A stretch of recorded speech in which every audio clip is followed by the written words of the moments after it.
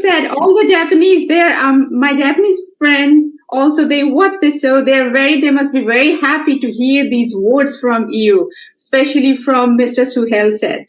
Please do continue. So I think, to my mind, Japan represents the finest that we must have as societies evolve. The culture, the fact that the most recent emperor, the ascension to the chrysanthemum throne, the dignity with which people speak, the remembrance with which they deal with people. I think it has been a tremendous journey.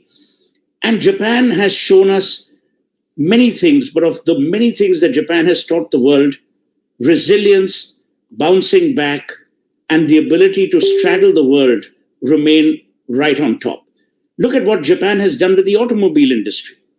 Even though you have great marquee brands like the Mercedes, but it's the Toyotas of the world that have taught the automobile industry the value of the environment, the value of electric cars. So I'm a great Japan lover. I believe that society continues to evolve but maintains a level of grace and dignity. It is never uprooted from its roots. It continues to celebrate the old while ringing in the new with equal fervor and equal passion. That's wonderful. Wonderful. The Japanese, all the people who are watching, they must be feeling very proud that sentence and words you have used. Very proud of their culture. So since you were talking about the bouncing back, so how will be the world? It is totally different question though. After, post COVID-19, what do you think? Like, we'll be able to bounce back? You know, humanism and humanity is different from the rest of the animal kingdom only because of our ability to be optimistic, our ability at times to use adversity as opportunity. So I don't think COVID-19 will dramatically change the way we work or live. What it has done to my mind are the following. It has allowed for human beings to introspect. It has allowed for human beings to revisit the relationships they had taken for granted. It has allowed human beings to explore new avenues of working, living, and playing. Will it dramatically alter the way we play? I don't think so. Will we stop going to the cinemas? I don't think so. Will we stop going to restaurants? I don't think so. But the underlying aspects of respecting relationships, of nurturing relationships, of investing in relationships, looking at hygiene and cleanliness, remembering that we are all fallible, we are not indispensable, we are all fragile. These things will continue to live with us. And by the way, these are all good things. These are not bad things to inherit from a crisis. But I don't think, a lot of people ask me, oh, will there be a new normal? No. This world has seen so much. We've seen wars, we've seen famines, we've seen plagues, we've seen destruction, we've seen terrorism, we've seen global borders melt, then we've seen global borders re-erect. That's true. The essence of humanity has not changed. So we're definitely going to bounce back. Means we will be. I mean, we don't have a choice. What choice do you have? Would you much rather we all remain hunkered down in some, cave or tunnel? No. That is not what human ability and human endeavor is all about. I mean, Darwin spoke about evolution. We have to speak about revolution in the sense, not a revolution in political ideological terms, but revolution in the way we work, the way we live, the way we interact with people. So I'm a great optimist, and I think things will be back to normal, and we will continue, hopefully, to remain a happier world than we were before COVID-19. That's the way it should be, optimism. When you talk about being optimistic, so now our viewers would love to know, like, what is that the tips or the secret of success? Because you are not only successful at one field, you are in different. You are best-selling author, you are actor, you are advising all CEOs and chairmen, a lot of other things you are doing. So what is the really secret of your success? This is a question that is often asked, and I have a very simple, pithy answer. There is no secret. Success is not something that you should hanker after, because if you do, you will never be successful. I also believe we make too much of, if you're successful, is there a secret? Is there a secret sauce? No. I've always believed in 3 or 4 things. Number one, you must constantly embellish yourself. You can only embellish yourself through scholarship, through reading, through listening. Number 2, you may be wrong, but you must always be right about the way you approach a decision. Integrity must be the edifice on which you build. Third is never look at a relationship only from a transactional point of view. Because if it's transactional, it'll be short-lived. Number 4, respect another point of view. Disagree without being disagreeable. That's wonderful. Today, especially today's youth, they are just looking for success, shortcut. So these points, what you already mentioned, I think these are very valuable points, and they should just follow these. And you can see that a lot of startups are happening in India, and you are into business you are advising the business leaders around the world. So what would be your suggestion for these guys, these people who are really going to start their business? Fall in love with what you do and embrace failure with as much passion as you will embrace success. The tragedy is that in most Asian countries, which includes Japan, we are very unforgiving about failure. We castigate people who fail. But if that was the case, you would never have had an Apple. Steve Jobs would have never been reincarnated in the business sphere. So I think we need to accept that with failure comes success. I mean, if you have no failure, how will you be termed successful? Or vice versa. So I think we've got to be more forgiving. We've got to accept that human frailty will show up in some form or the other. And we need to take the rough with the smooth. You can't always be successful. You can't always fail. So you've got to put the best of what you have. Finally, follow your heart, but do it with your mind. Sometimes we do the reverse. We do things with our heart without following or applying our mind. If you're able to change that equation of doing work, then the world is your oyster. So follow your heart, but do it with your mind. That is, I think, the golden sentence it would be. So, yes. So when it comes to India, where do you see India in 25 years? I see India as robust, as chaotic, as democratic. I see India full of dissent and full of agreement. I see India as a great place to do business in. I see a great cultural reawakening of India. Look, people don't recognize one thing. The analysis of India has always been done by the West in post-1947 terms, or maximum post-1857, which is the first war of independence, which the British like to call the mutiny. But India is not a country. Like Japan is not a country. Egypt is not a country. These are civilizations. Civilizations have a bedrock of cultural rootedness which cannot be disrupted by the political idiom of that day. If Egypt transits or transitions from a democracy to a dictatorship to a democracy, the cultural idiom of Egypt or the cultural idiom of Japan will not change. Look at Japan, for instance. You have the emperor, His Excellency the Emperor. You have the Prime Minister.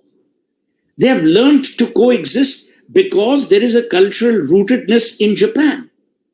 So, for me, civilizations are far more insulated to weather any kind of storm than countries without a civilizational history. Plus, you've also got to understand that history always gets contextualized against the philosophies of that country. And if you look at the philosophy of a Japan or look at the philosophy of an India, that philosophy itself draws strength from the way people behave. The family model in Japan, very similar to the family model in India. Very similar to the family model in Italy, for instance, again, with a huge civilizational backdrop. Yeah. So I see India in a very robust place. I see India encouraging more and more people to, as you said, to indulge in startups. Many, many years ago, some unforgiving Britisher called us a nation of shopkeepers. We will be a nation of startups. We will be a nation which will give the world its backbone in terms of technology. Technology, when infused with compassion, is the best technology you can get. And I'm a great believer in the India story because I'm a great believer in the value of Indian history, in the value of our culture, in the value of our philosophy. Please remember, 3,800 years ago, Manu, in Manu Smriti, talked about Daan. The Warren Buffetts and the Bill Gates of the world came much later. 3,800 years ago, India and Indians were talking about Daan, about charity, about giving back. Your temples were not places of worship. They also doubled up as places of education. When Sikhism was formed and Guru Nanak Dev came on the scene, and the whole concept of Sikhism was one universe. He didn't talk about a divided world. The langar was at the epitome of making sure that no one remained hungry. It was not about feeding the poor. That is a silly argument that is given often. If you want to understand Sikhism, you have to understand that Sikhism was born out of the persecution because of a very, very disreputable caste system that was prevalent in Hinduism. But then again, going to real Hinduism and not Hindutva. Hinduism is a way of life. You can never convert to Hinduism. You're either born Hindu or you're not a Hindu. But Hinduism embedded in it has the ability to embrace, the ability to forgive, and the ability to accept. And that is why it is Sanatan. Over the centuries as an Indian nation. That's true. That's true. I think today's young generation, they need to learn more about our history, about Indian history, as you mentioned rightly, that about how Sikhism was born and what are the ethics and values of Sikhism and the Hinduism, what we have given the name of religion. Actually, this is way of life. I think today's generation is lacking this knowledge. What do you think about it? I never make a judgment call saying, oh, in our times things were good, today it's bad. I'm not a believer in that. Okay. Ultimately, Nupur, everything comes down to only one thing. Parenting. How do you bring up the children of today to become citizens of tomorrow? True. Parenting is critical. We are very easy to blame the government, blame our teachers, blame the education policy, blame all that rubbish. Ultimately, it's your parents. In Hindi, we have a word, आपके संस्कार बोलते हैं. और अगर आपके संस्कार ठीक नहीं है, then there's a problem. What we have to do is we have to recalibrate the sanskar prism of our country. And today I'm proud that we are a young democracy, that in demographic terms, almost 67% of our people are under 30 or 35, which is a great thing. Remember what was once said, that every child born in the world is a signal from God that he is still not unhappy with mankind. Very, very beautifully said. Yeah. When you're born in this world, God is sending you a signal. Ki bhai, I'm still not unhappy with man. The problem, Nupur, is we sometimes judge people in the manner that we were raised in or we were born in. Today, it's a different world. Today, it's a democratized media environment. Today, social media has its trolls, but it also has its information nuggets. Embrace both. The problem is we are too easy to judge. And sometimes we use age to judge people who are younger than us in an incorrect way. And remember what George Bernard Shaw said, wisdom doesn't necessarily come with age. Wisdom only comes with scholarship and experience. Child prodigies are prodigies because They have the wisdom that has come quickly, and they're prodigious because of their young age. I'm saying we need to rediscover India. Jawaharlal Nehru wrote Discovery of India, but that was at a certain age and a certain time. Yes. Today, we need to rediscover the Indian potential. We need to rediscover the Gurudev Tagore's. We need to rediscover the Bismillah Khans. We need to rediscover the Premchands, the Dinkars, the mother, Sri Aurobindo. I mean, look at our history. What did Swami Vivekananda say at the World Congress of Religions? Brothers and sisters of the world unite.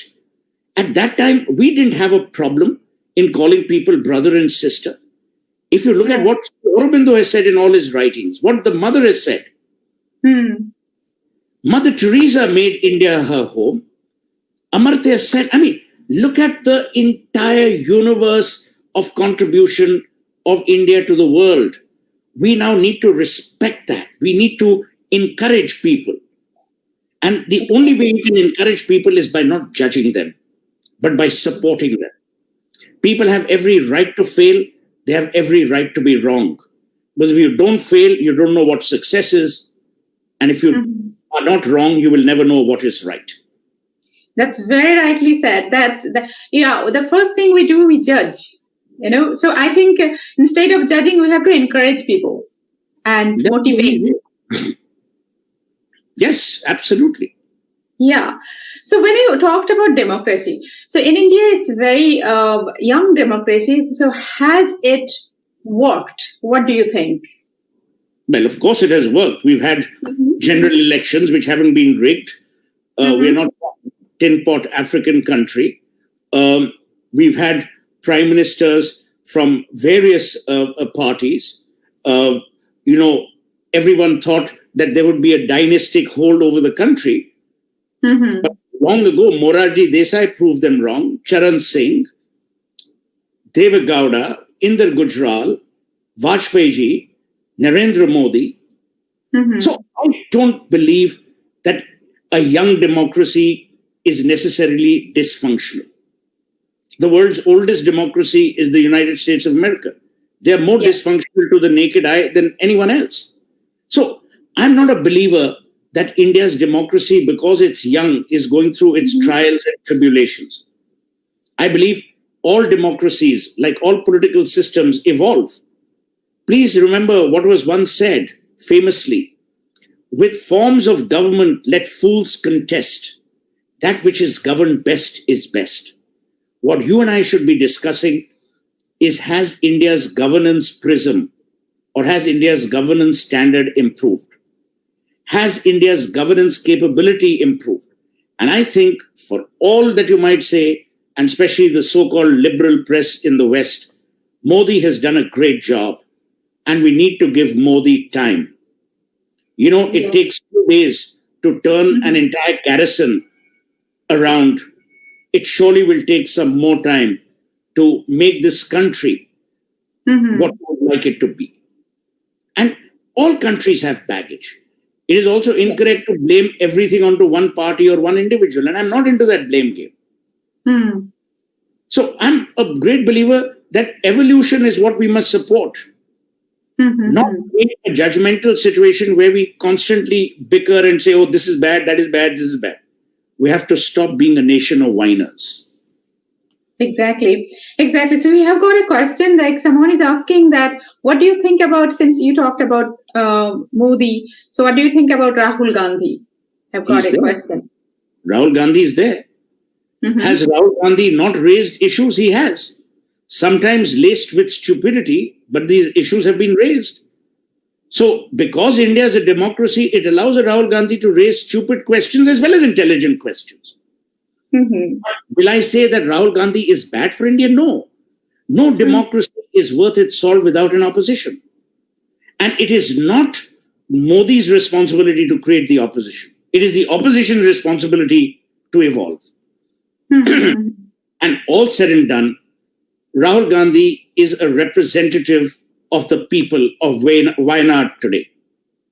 So to say that he's bad is also casting aspersions on the people of his constituency who voted for him. Exactly. Will he become prime minister? I don't know.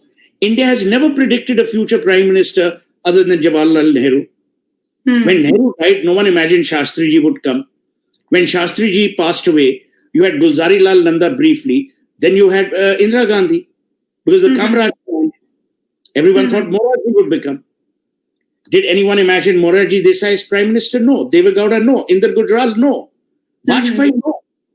Modi, no. At that time, people were saying Advaniji will become. Manmohan Singh, no one imagined. Narasimha Rao, no one imagined. And Narasimha Rao did a 5-year term. So I'm not here to predict whether Rahul Gandhi will become prime minister or not.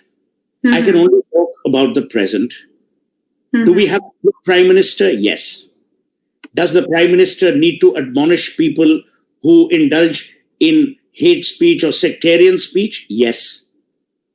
Will he do it? That's his call. Has the country improved? It has. Are there issues needing improvement? Yes. But I can say this to you, Nupur, this is the cleanest union cabinet that the country has seen since independence. There is no corruption in the union cabinet. That's wonderful. It's coming from you when the people are watching. Look at national education policy. Yes. Look at the NEP. It's a great move. Now, I hope they implement it. See, an idea is not good unless its execution is finite and brilliant. So we'll have to see. That's right. So you have got a viewer, Santosh Verma, and he's asking, what is your opinion of NEP of India? As I just said, it's a great policy. It's a great document for two reasons. Number one, we needed a national education policy. Because if you go back to the Constitution of India, education is a state subject. It is not a central subject. And yet, a lot of your examinations are central. Whether it's JEE, blah, blah, blah, all of them, your UPSC, all of that. You also needed an education policy which respected skills. It respected vocational training. The problem is, for years, our society was tuned to believing that degrees is what mattered. Ultimately, what matters is dignity and livelihood. You must do a job with dignity. It could be any job. I could be a janitor. I could be a plumber. But you must give me that dignity. Earlier, that dignity was not given because that dignity was accorded to degrees. Modi has changed that. Number two, I may be a great engineer, not in the traditional sense, but I could create, let's say, something which is completely needed for an Indian environment. That is vocational. Why on earth should I go through 12 plus 3 plus 3 in order to get a degree which will not get me any livelihood? Remember one thing, unemployability out of a degree is worse than getting a vocational thing going.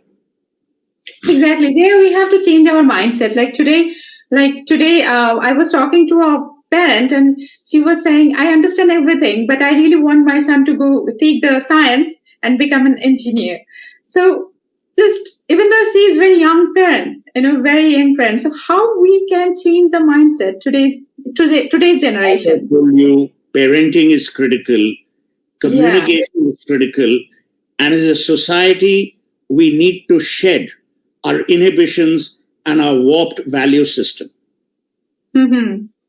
That's right. That's totally right. Now, since we are talking about democracy and the oldest democracy, the United States of America, so what do you think about the election is coming in America? So what is your opinion? Like, what is going to happen? What do you think? I wish I knew I could make so much of money on the market. I really don't know.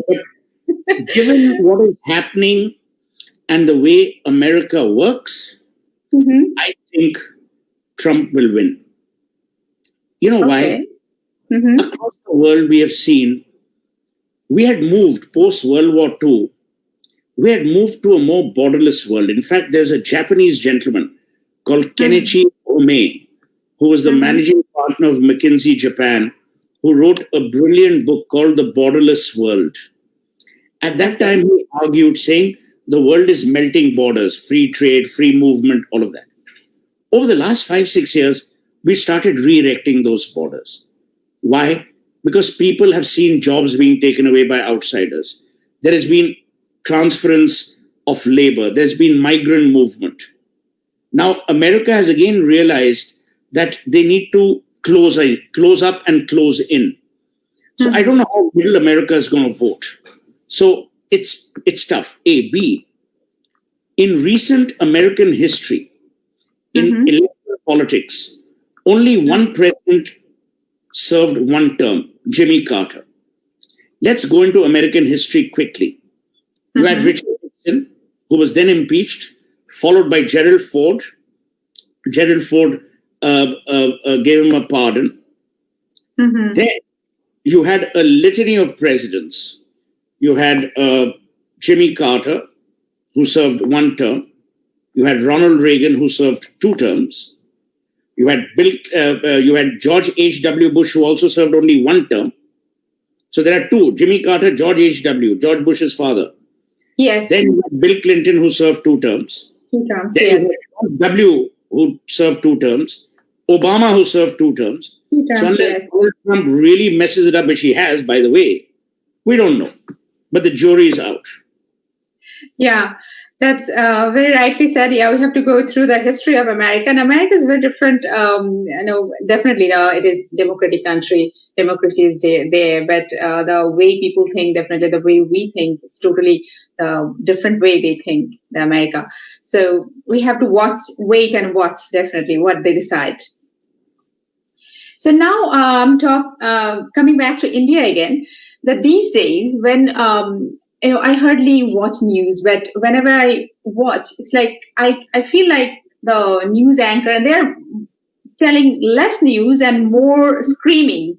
Like, what happened in Indian journalism? It is like, is it losing its ethics and values, or it is new normal in India?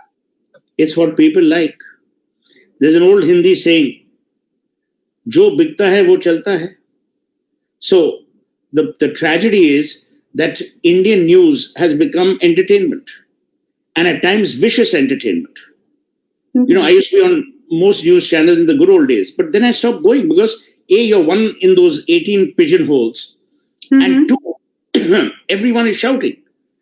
I would much rather go where my opinion is valued rather than attend a show which is a slanging and screaming match.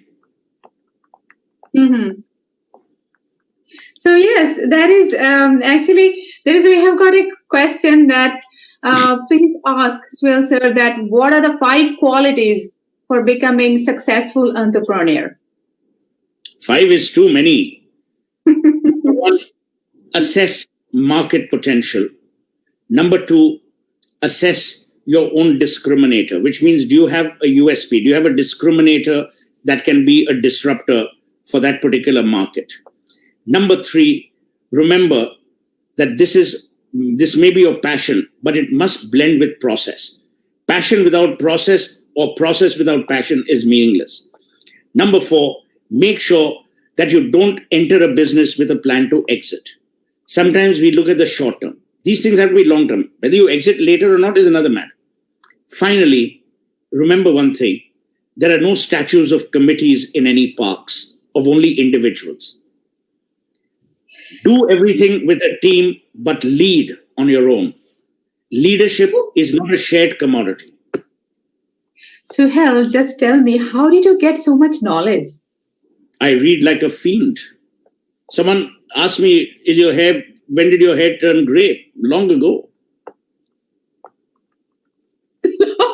How long ago? Somebody today also asked the same question.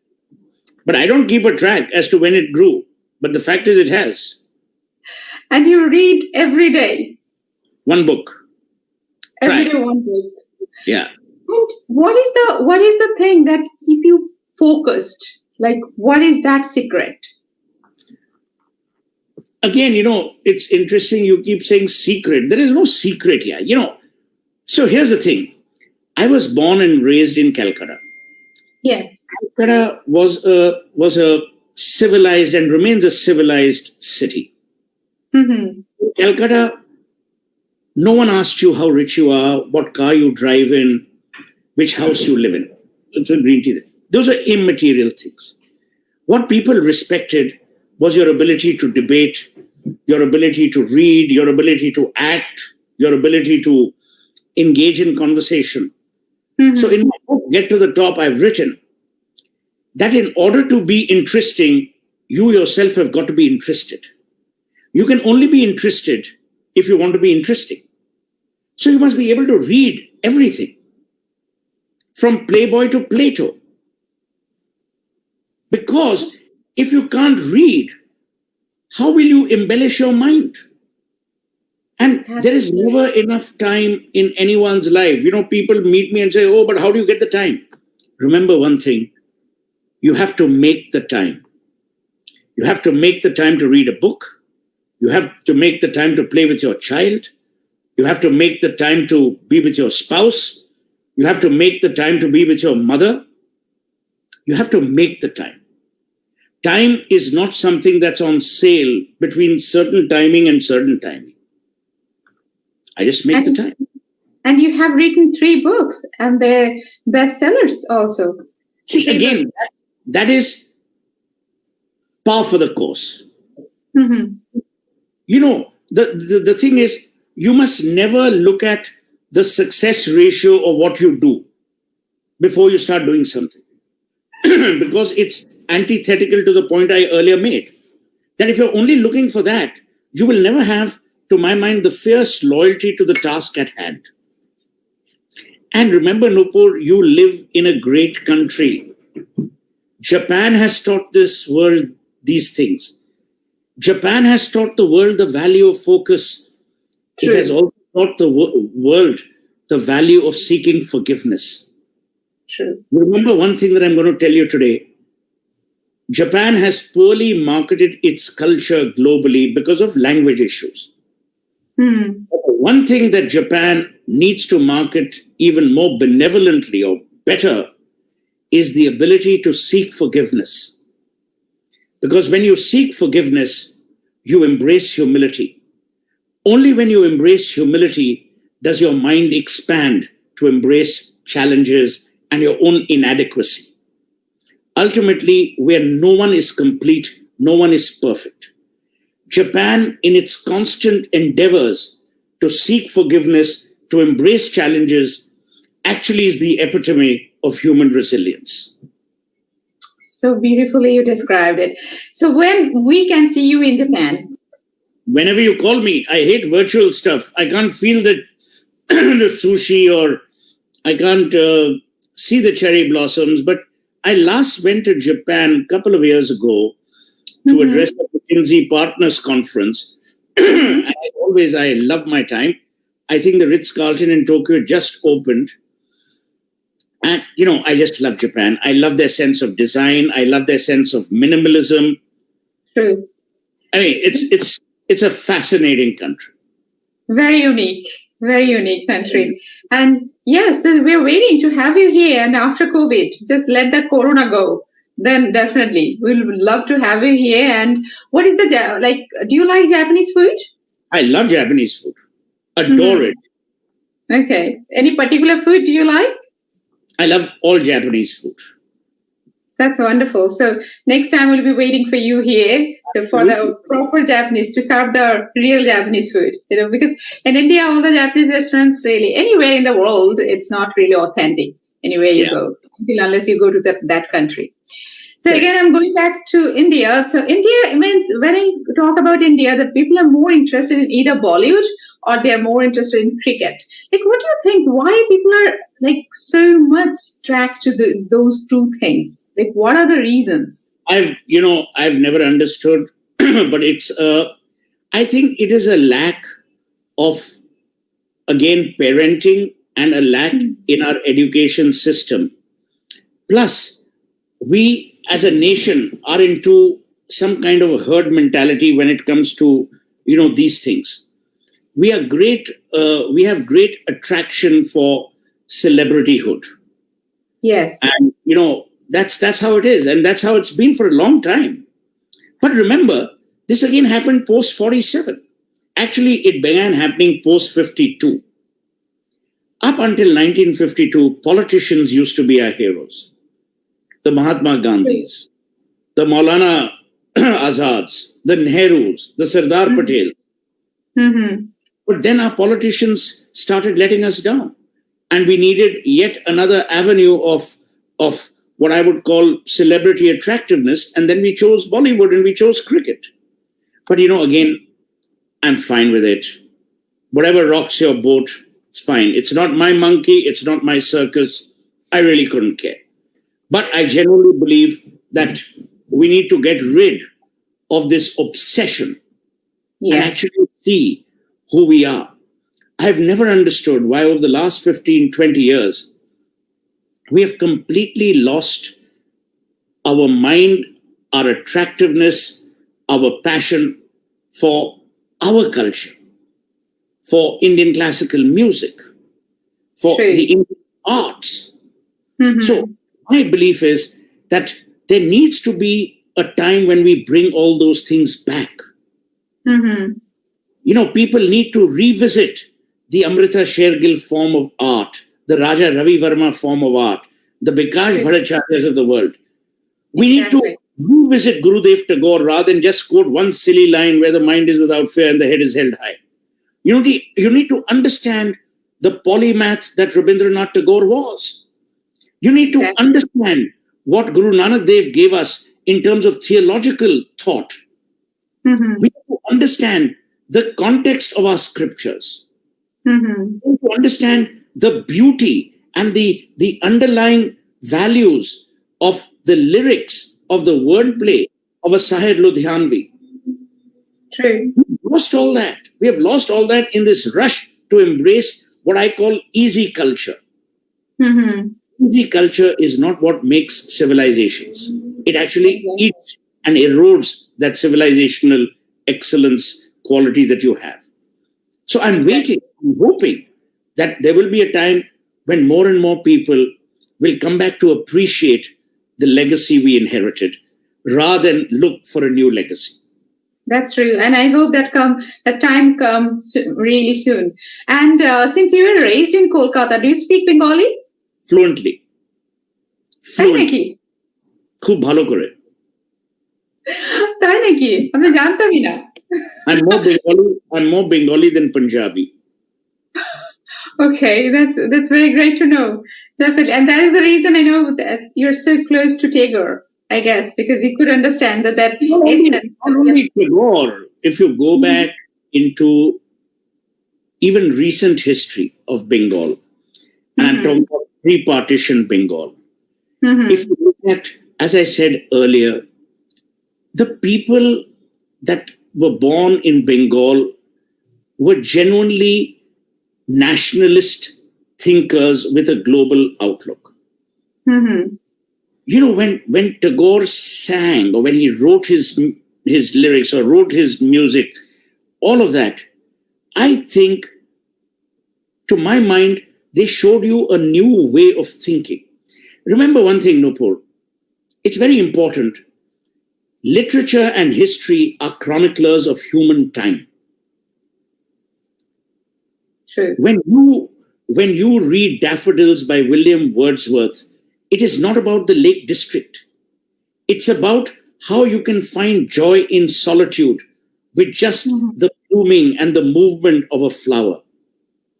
When you look at Van Gogh's paintings, it is a deep dive into a mind that was befuddled, a mind that was depressed. True. When you see the way the national anthem was penned by Rabindranath Tagore. Yes. No one understands that he was a great storyteller as well, in short story format. Yes. Look at Kambiwala. Yeah. Look at Gora. Look at Hungry Stones. Now, the point is, I can keep saying all this on your show, but who the hell is listening? They are listening. Would you like to see the comments? And what's Salman and what all these people, which, by the way, I have no issues with. They're all talented people. Mm-hmm. Saying, remember that you belong to India and you're an inheritor of a civilization. You're not an inheritor of a film library. You're not an inheritor of just poetry. You're an inheritor of a way of thinking, a way of being, a way of living, a way of believing. Because only when you think that way will you embrace the richness of legacy that has been bestowed upon you. And Nupur, all of us are mere fellow travelers in time. In many ways, we are custodians for that short time of that legacy. That's very true. That's very true. Since we are talking about a legacy and today's Bollywood, so these days I think the hit the nepotism. Yes, the people are talking about the Bollywood, especially in Bollywood. So because you are into media, you are into cinema, you're into Bollywood, you're into theater everywhere. So what do you think? Like, does it exist or it is just a myth? It may exist, but where does it not? Yes. Ivanka Trump and Jared Kushner are in the White House. George H.W. Bush's family had two governors, George W. and Jeb Bush. In addition to two of them from the same family becoming president. Go back to John F. Kennedy. John F. Kennedy's brother was the Attorney General of the United States, Robert Kennedy. Where is nepotism not existed?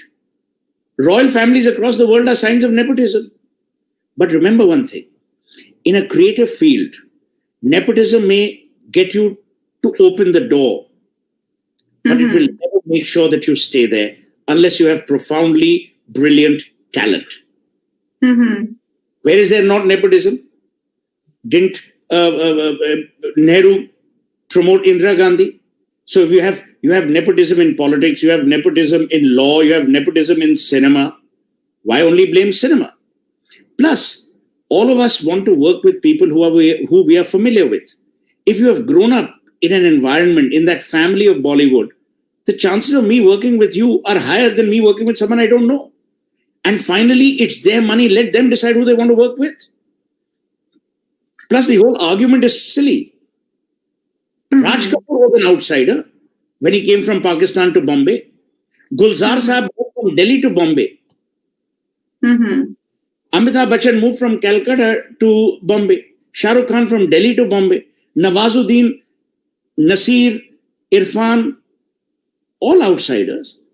But they had excellent, they still have remarkable talent. So, sometimes what happens is we love ascribing labels. Oh, nepotism. It's all rubbish. Yeah, but we have to actually give the chance to the newcomer also. We have to see that they have getting chances, yeah. Today, if you look at Bollywood, in terms of the male actors, Akshay Kumar, outsider. Ranveer Singh, newcomer. Now, he's been there for about 5-10 years.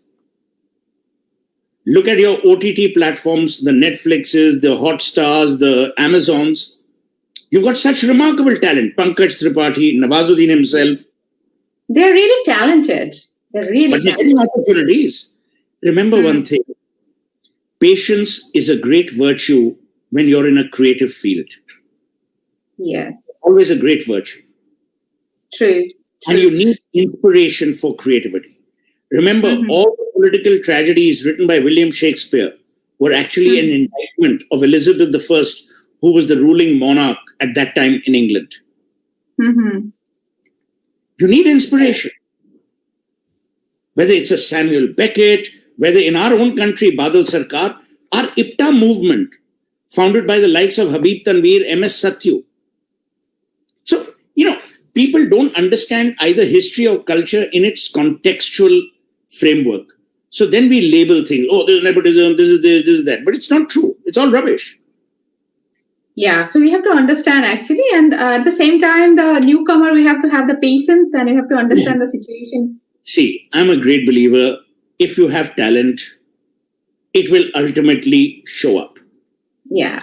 If you don't have talent, it will ultimately not show up. Now, to blame a system and some obtuse entity called nepotism is in itself silly. Exactly. So we have got many, many, many messages. Suhel?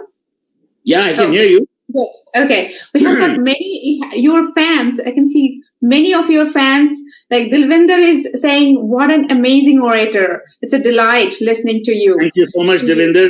Dilvinder, yes. Satish Kumar Moria, he has written so many. So he's saying so many new things about history and culture of India. I have learned from you, sir. But and just Satish, that he's wrong. Obama did not come after Jimmy Carter. Obama came after George W. Bush. Okay, Satish, you are wrong. Okay, so he learned today. Don't worry. So he's learning from you. He already said that I'm learning from you. So he's learning today. Also, he learned from you. Very kind of him. So now it is almost end. Before we end it, we have some rapid fire round. So you have to give answer. Your favorite food? Chinese. Oh, your favorite car? It's a tough one. Well, I used to drive a Ferrari California, but now I'm happy with anything. Doesn't matter. Okay. Now, as long as it has decent mobility, I'm fine. Wonderful. Your favorite destination? Venice. Okay. One woman whom you would like to date? The one I liked, I've married her, Lakshmi Menon. Oh. So I'm happy. Oh. Your favorite politician? He's not alive, but Winston Churchill. Okay. So please describe these. Who, by the way, was a scoundrel as far as India is concerned, but I only like him because of his wit and his intellectual riposte. Nothing else. Okay. Okay. So please describe these people in one word. Kangana Rana. Aggressive. MS Dhoni. Calm. Rahul Gandhi. Confused. Bollywood. Undefined. Suhel Seth. Enigma.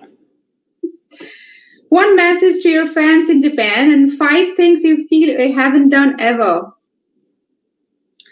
So, my message to the people of Japan is remain as lovely as you are. Mm-hmm. Remain as culturally rooted as you are. Mm-hmm. And remember, the world looks up to you, not only for your cultural rootedness, but as I said at the beginning of this show, for humility, excellence, and precision.